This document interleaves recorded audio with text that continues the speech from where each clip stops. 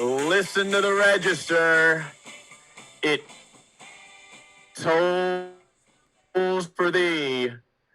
The Bones DK Golf family taking down not only some good cashes this week, but some actual bracelets this week also. Got to give a shout out to listener Bubba 2M. He was a $1,500 winner with advice from the Bones DK podcast. Got to give a shout out to myself, Golf Guy WV. Won the $33 353 man event for $1,000, all on the advice of Bones DK Golf and TW Man 66. Want to welcome them to the program. TW Man, how you doing down in Tampa? Getting warm in June, July, and August down there, isn't it?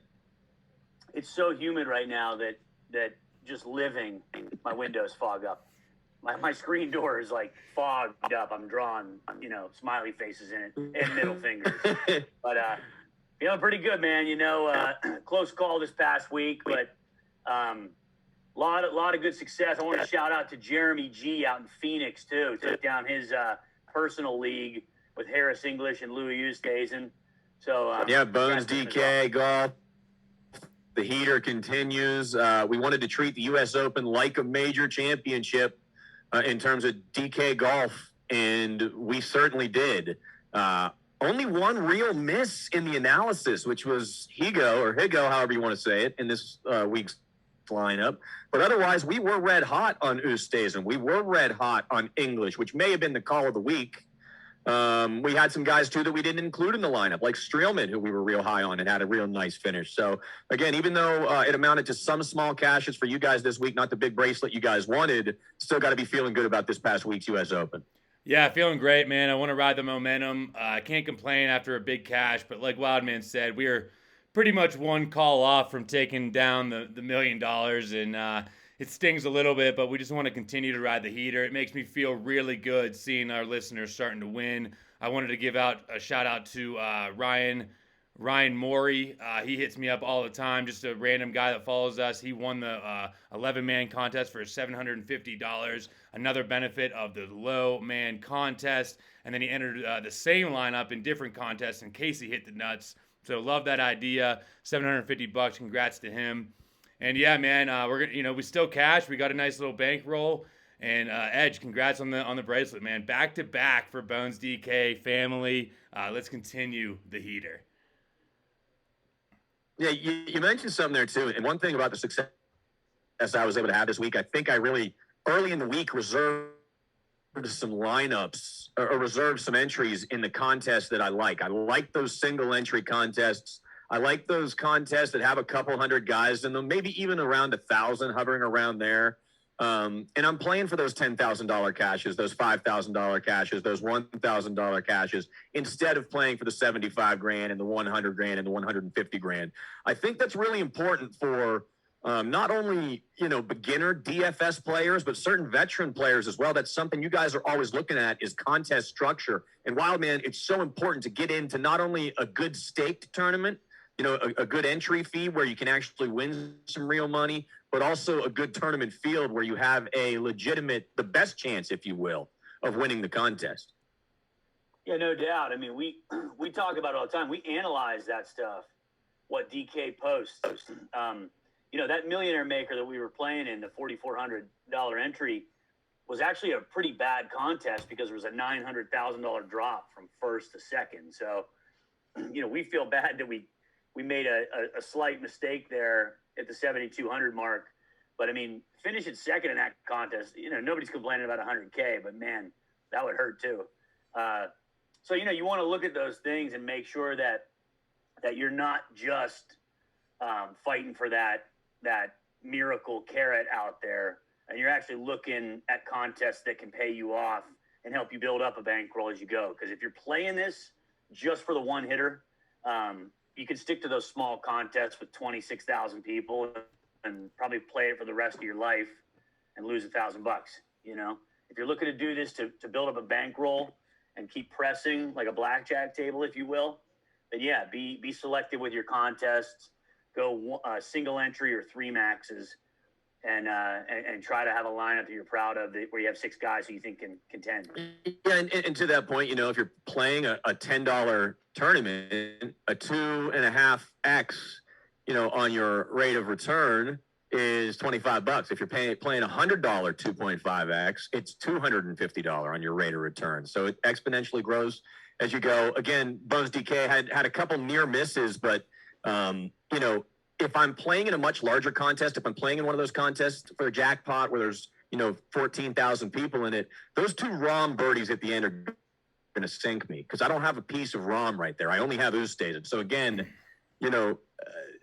low risk, maybe not as high reward, but as Wildman said, you're able to build a bankroll, and that's what this is all about, right? Yeah, the winning lineup, $1 million lineup You nailed it on the head there. Yeah. In our contest, the 4-4-4-4, the winning lineup did not have John Rahm.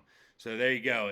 It didn't even affect us at all. It actually moved us up a little bit in the standings because less people owned Rahm than I believe Louis Oosthuizen. And so that actually helped us out when we didn't have Louis. And that is the benefit. I mean, you see our last couple caches have been 5 of 6s, and that's why I'm just so a little annoyed right now because we're so close to a couple of 6 of 6s. And if you do get a 6 of 6 in that small contest, you're going to run away with it. Like Edge, you would have ran away with that tournament. I know you were never thinking about entering in that tournament, so the FOMO's not there.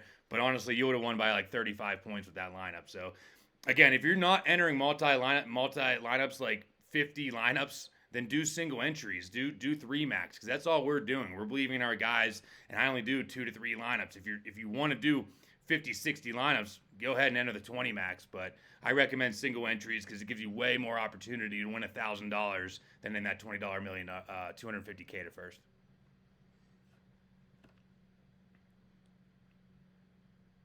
All right, so we're going all the way across the country now. From Torrey Pines, we are headed to the Travelers, which is in Cromwell, Connecticut. Wildman, what can you tell us about the course in Yukon? Yeah, it's one of the longest tenured PGA Tour events here. I think this is like the 62nd year that it's been here at TPC River Highlands.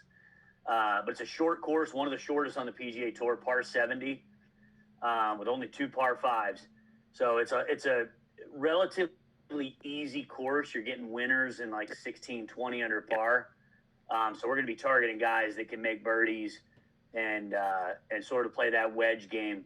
Very similar to like an RBC Heritage, very small greens here as well. But yeah, we're going to be dialed up. This is a course that normally doesn't get the field that it has right now. But COVID, we're still feeling the lasting effects of COVID with the comeback and everybody getting prepared.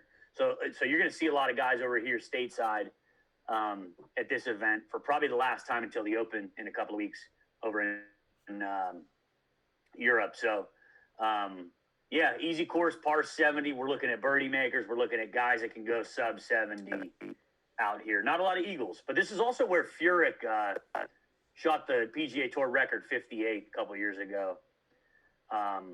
So, we'll get more into the type of player and stuff like that, but there are low numbers out here. There's a couple 60s, 61s, 60s. Yeah, you need birdie makers for sure there. And these are average 5,000 square feet per green. These are the smallest greens that the tour will stop on throughout the entire season. So what kind of statistics are we looking for, Bones DK, to build the lineup with this week? How do those small greens affect your strategy? Yeah, I mean, I look at these stats almost every week, but it's ball striking, strokes gained approach, and off the tee. You just want guys that are going to stick it on these greens. And obviously you want a little bit around the green since they are small. If you do miss, you're most likely going to have to chip around the green. So I'm looking at around the green, ball striking, and approach. Really strong field here. Top tier guys. You got DJ, DeChambeau, who really, I don't think DeChambeau or Koepka looked really good at the U.S. Open last week. Of course, DeChambeau had a lead with 9 holes to go. Koepka never really gave up, but was never really a threat after, the beginning of Saturday. So these top tier guys here, anybody that you guys are building your lineup around, any clear-cut favorite you like here, TW man? Well, I'll tell you what's crazy. DJ's the defending champ here. And then the last 2 winners prior to him are Ches Reavie and Bubba Watson. So you know who the outlier of those 3 guys is, right? It's Ches Reavie. He's one of the shortest hitters on the PGA Tour. So this is a course where, you can get it done any style, with any style of skill set. But when it comes down to what you need on the course, it's getting off the tee well and having wedges into greens from like 125 to 175. And that's where you're really going to make your money here. Like you said, small greens. So, we need guys that can get it tee to green. There's a lot of birdies out here, but there's also very few bogeys. If you look back at last year's tournament, the guys up at the top are like a plus 20 ratio in birdies to bogeys. And that's big. So, if you can find a guy who can just kind of plug it along like Ches Reavie, you got a chance there. But anyways, at the top, I think we're going to be fading the top, to be honest with you. I mean, it's just too easy of a course where overall talent is going to trump opportunity. I mean, in my opinion, at least. DeChambeau hitting a long ball, though. Patrick Reed, a guy who has great wedge play. A lot of birdies out there. Those are guys that can make birdies, though, but you're saying fade.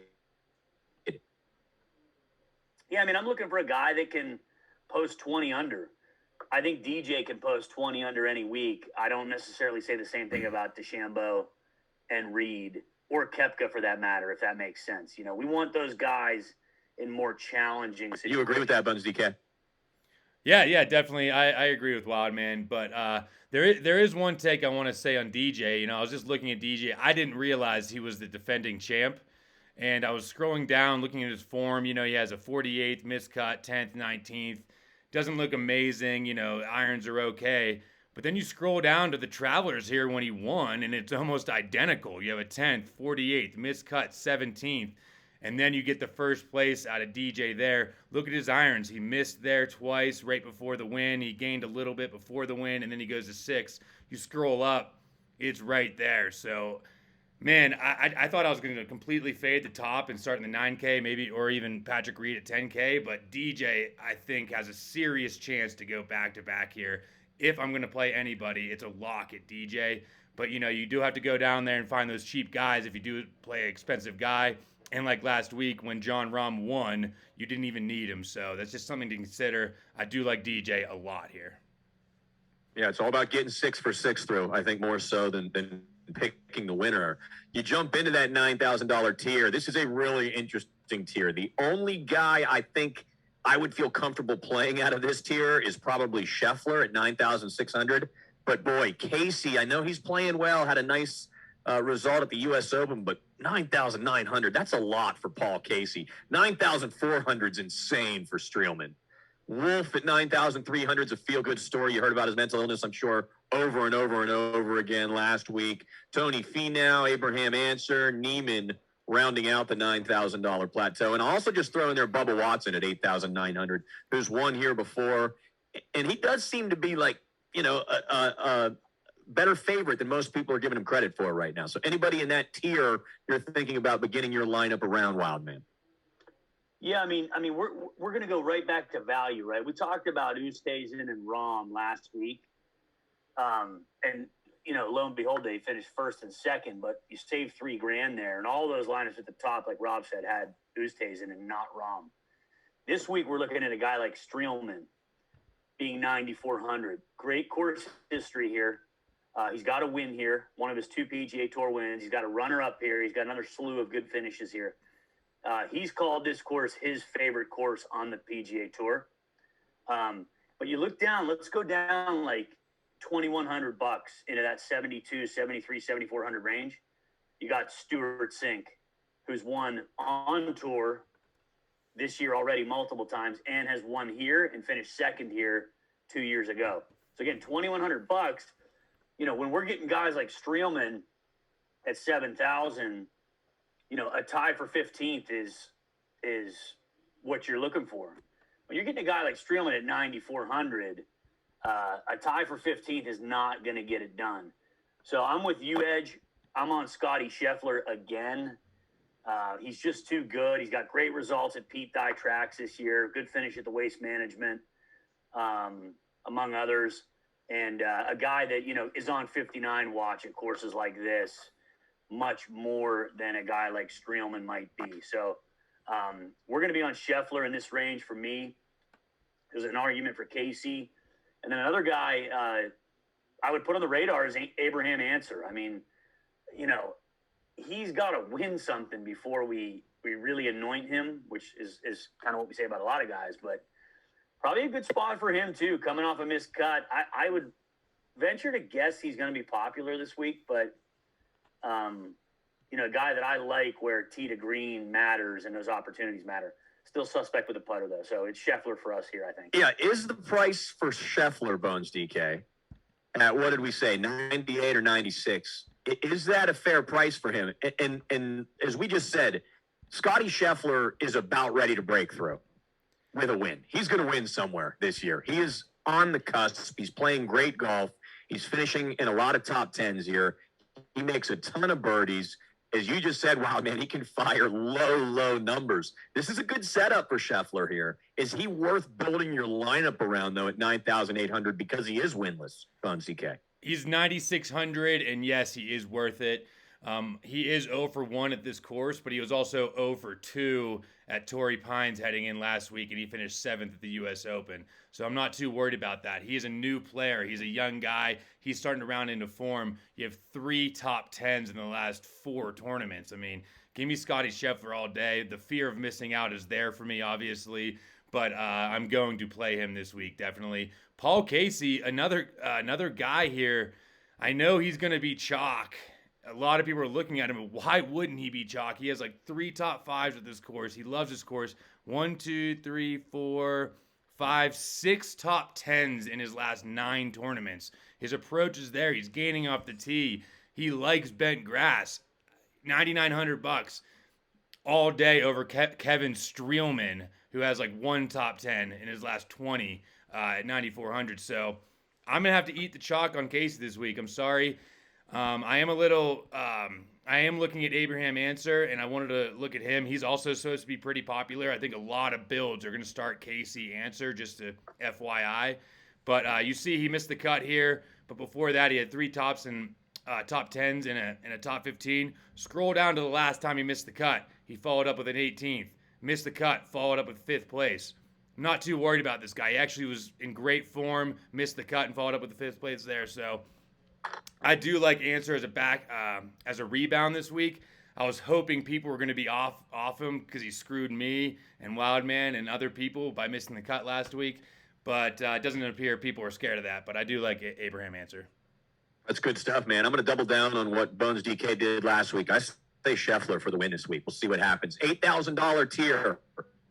Bubba Watson, and we just mentioned at 89. Brian Harmon, who you guys nailed last week, was a big part of my big lineup that won $1,000 in the $33 tournament. Brian Harmon was excellent last week. He's at 8,800 though. That's a little bit higher than we're used to seeing him. Cam Smith at 8,700. Another guy you guys nailed last week for the most part, got through at least. Charlie Hoffman at 8,600. Then you got Kim, Rosie, Henley.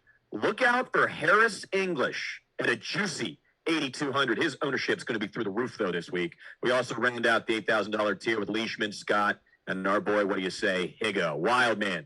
A lot of names we just threw at you there. Anybody you interested in? Yeah, you got to look at Harmon. I mean, for those of you who watched it, he 4-jacked like the 6th hole on Saturday from 5 feet for par. Maybe it was on the back nine, actually, but I think it was on the front nine. 4-jacked it for quadruple. And then the tour changed it to that crappy app, USGA app, switched it to a triple bogey. Then he missed a 2-foot 10-incher for par on 10. So, I mean, that's 4 shots that for a guy that finished tied for 19th, like you think we have FOMO right now. He's probably laying in bed right now looking at the ceiling like, what, I 4-jacked it? And I had a chance to win the U.S. Open. We've been on him since he was in the 7,000s, low 7,000s, because he's a birdie maker. Love him at short courses, love him at this type of style. Good finish at the Masters, good finish at the RBC. We'll go back to the well and try to exercise some demons with Brian Harmon on the greens this week. Should be some love for Charlie. I don't know, man. Charlie's getting old. We root for him. I don't think it's Charlie's week, and I think he'll be popular, believe it or not. Siwoo Kim is a guy who's always successful at Pete Dye tracks. As a matter of fact, I think all of his wins are at Pete Dye tracks. So he rates out very well on the model. As a matter of fact, he's number 2 in the model for me. But yeah, I mean, look, Harris English, I don't love him at this setup. I said this last week though. He tends to for whatever reason, like coattail Dustin Johnson in events. They were both top 20 last week. Obviously, English with a great finish. 8,200? What? 8,200? I say pick your poison with him, but I mean, I don't think you're going to have any regret playing Harris English this week. Does he make the cut? That's the most important thing. I mean, again, you're talking value here. All I need is guys that get through 6 for 6. Because I'll also say this. Both the lineups that I won on this week, big money on, we call it big money, $1,000 for the bracelet, $350 for the 65th out of 1,800.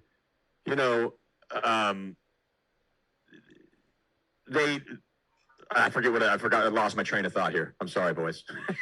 I don't know what I was talking about. I lost my train of thought. I'm looking at the price tags here. But Bones DK, what do you got on Harris English at 8,200? I do like Harris English at 8,200. His history isn't great here, 71st and a missed cut in the last 2 years. But I think he is a different kind of player. His approach is there, so I could definitely back Harris English. I think my favorite play out of this range, I think Wildman mentioned him, was Siwoo Kim. I'm going to gamble on this guy this week. He can just win tournaments, and I know he's a Pete Dye specialist in good form. His irons are there, great off the tee. He can save himself around the green. So give me some Siwoo Kim in this range. Then let me see if I had anybody else there. Keegan Bradley is okay. I know we're not in the 7K range, but he's 9 for 10, made cuts at this course, and is a local. I do like Keegan Bradley. I'm not too worried about his missed cut last week, or the last time he played. Yeah, he missed the cut at the Memorial, but look before that, couple top 20s, second place at the Valspar. So I could definitely still back Keegan Bradley here this week. Keegan's always an interesting pick. We get down into that $7,000 range. You got Phil Mickelson. You got Molinari, who had a nice week at the U.S. Open a couple weeks ago. Harold Varner III, our boy Jason Day, Kevin Na. Ian Poulter is actually a pretty interesting pick, I feel like. 7,400. He's playing decent golf. He's made a lot of cuts lately. Lanto Griffin had a nice U.S. Open. And Stuart Sink, you just talked about, Wild Man, at 7,300. Any of these guys ringing the register for you this week? Yeah, you left one guy out that I want to start with. He's 7,800. It's Max Homa. So, his form is like Swiss cheese right now. It's everywhere. There's holes in it. There's, that's what I was trying to go with there. But we look back at, again, Dye tracks, corollary courses.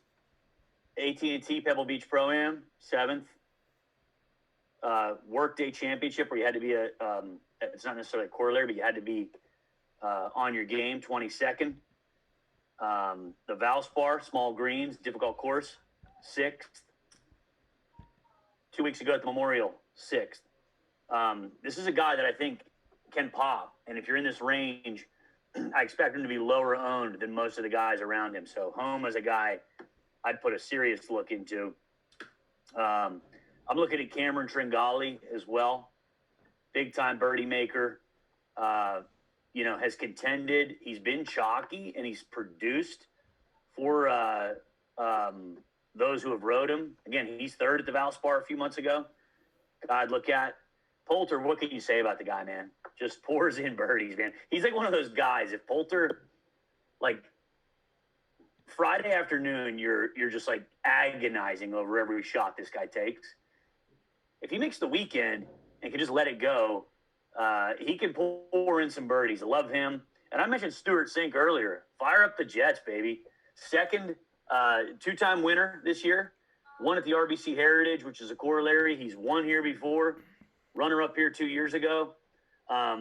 We always look at course history. Recent form cannot be understated.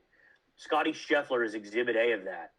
I'm not going to get too long-winded, but missing a cut last year, nobody even knew who Scottie Sheffield was. He was an up-and-coming amateur. Now he's on the tour. Now he's in big spots. Now he's producing. It's conceivable that these guys in good form can win any event they play. And I think Sink has proven that.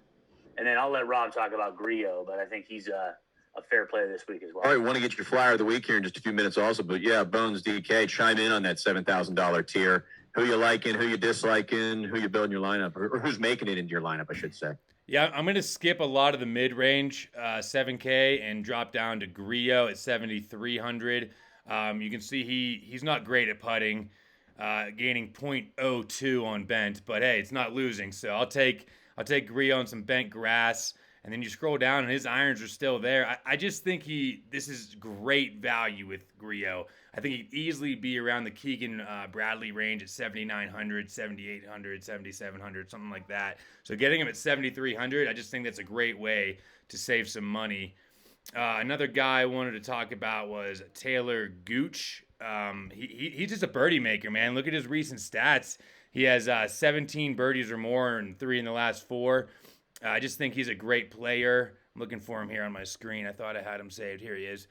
He likes bent, more likes POA, but not bad on bent. And you scroll down, look at those irons, gaining 4.6 and 4.8. Struggling a little bit off the tee, but that's a hard course, the Memorial, and he came in 18th. Couple finishes there, 5th at the Players. This guy can just top 10. I like him at $7,000. All right, that's good stuff there, Bones DK. TW Man, your flyer of the week. I know you were talking about a few of them. Who made the cut? Who's the guy this week? All right, I'm going to start with his resume. 6-time PGA Tour winner. He's got a runner-up at the Masters. He's won the par 3 at the Masters.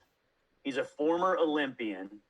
He is a South African turned Slovakian, potentially for Olympic implications. There's rumors out there. Gearing up for another Olympic run coming up. And the cherry on top, 4th in the model this week. Number 4. Doesn't have great history here recently. Number 4 in the model, Rory Sabatini. We're firing him up, man. He's in a spot where he can string together birdies. Guy that we're really all in on, and a guy like, again, you're looking at, got a better resume than a lot of people think. What's Rory's rate? I don't have it in front of me here. What's he going for? 6,500. Sorry, 6,500. A lot of value in that pick there if he can get through to make it 6 for 6. Bones DK, when can we expect your picks on Twitter? You're going to be posting them at all this week? Yeah, I'll post my picks. I was kind of trying to promote the cast last week, so I did not post them. But man, if you listen to the cast, I think that was the right move anyways. I could have strayed you away by putting some other players on there. So I'll get some picks out there for the guys. The one guy I wanted to mention before we left was Maverick McNeely. Is that the guy? Is that who we're playing, Loud Man? Yeah, Maverick McNeely. Yeah, Maverick McNeely. So this guy is another flyer, but I really do like him if you're going to get him in like a DJ lineup and you need a cheap guy. Rory Sabatini is definitely a flyer. But, you look at some corollary courses, and RBC Heritage and the AT&T Pro-Am kind of fit here. And Maverick McNeely, 2nd and 4th in those tournaments, he can really string birdies together. I mean, if he's going to make the cut, he's going to make 18 to 20 birdies. I can guarantee it. He reminds me of Cameron Davis back in the day, where Cameron Davis was getting 9 birdies but still missing the cut. And if he just made the cut, he's going to just get you tons of fantasy points. Maverick McNeely can string them together. I like him as a confident flyer this week. All about making the cut, Wild Man, right? I mean, you got to get 6 for 6 through. Obviously, we've had some big cashers at 5 for 6, but they are a lot harder to come by. 6 for 6 is the key. What is the field like this week? How many golfers, how many will get through on the cut? Is this an easier cut than most weeks, or is this a harder cut? Standard PGA Tour cut line, T65 and ties get through. Standard size field. I like that Maverick McNeely Cameron Davis comparison. That's good. I like that a lot, actually. But look, we're talking about value, guys. We talked about Rahm versus Oosthuizen in the $3,000 savings.